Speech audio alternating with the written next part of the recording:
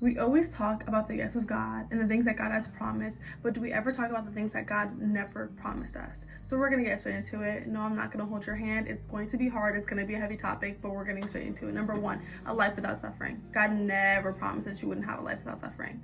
Think about the crucifixion. Think about how all the disciples and apostles died. Most of them. You will see that suffering was quite eminent. Number two, immediate answers to every prayer. The Lord never promised immediate answers to every prayer. He did not. Number three, that everyone would understand your faith. I think we do a lot of pleasing as Christians. We want people to understand where we're coming from, but there will have to be a portion of people who will never understand that, and that's okay. That's what free will truly looks like. Is that not everyone's gonna understand. Number four, comfort over obedience. God never promised comfort over obedience. Actually, to obey is to be disciplined, and to be disciplined requires discomfort. You have to be uncomfortable. Next, that following Jesus would be easy. No, it was never promised. It was never going to be an easy walk. That you would never struggle with temptation. The Bible actually says, and when you do struggle, I will be there for you. I will provide a way out. When you do get tempted, I will provide a way out.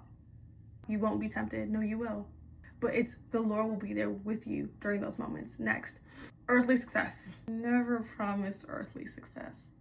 I think earthly success comes from knowing God, and I think it comes from His provision, His grace. I think it comes from His mercies, but it was never promised. How do I know that it was never promised? Is because even though Job was one of the wealthiest men in his time, God still allowed Satan to remove everything from his life. And you know what Job said?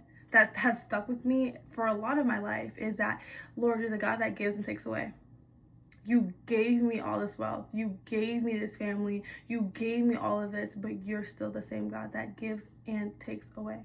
Which shows me that it was never about the earthly things for Job. It was never about the wealth that he had accumulated. While those were things that were a benefit in addition to his faith that he'd been faithful to God, that's things that the Lord produced for him and through him.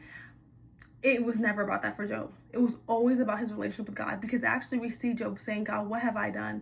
Please, whatever I've done, I want to know. I want to repent for it. I want to sacrifice. Or what have I done?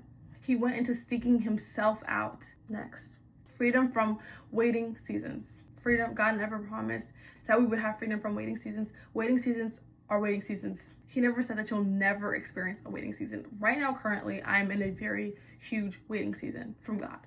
And it can get frustrating, honestly. I'm going to be honest with you, sis. It gets frustrating. It really does. God, when are you going to show up in this area that I've been praying for 4 months now? When? But the Lord never said that I wasn't going to have waiting seasons. He never said I was going to be an exempt. No. Next, a life without